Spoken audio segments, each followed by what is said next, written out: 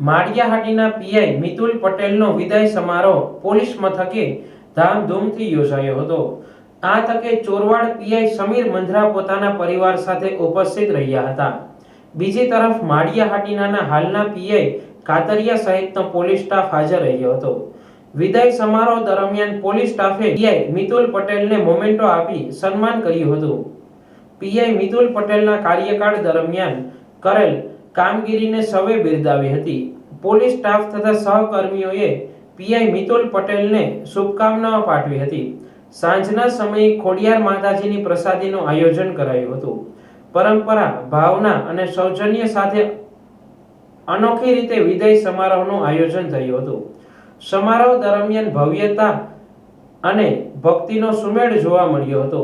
Police પરિવાર તથા આમંત્રિત મહેમાનની ઉપસ્થિતિમાં સમારોહમાં ચાર ચાંદ લાગ્યા હતા।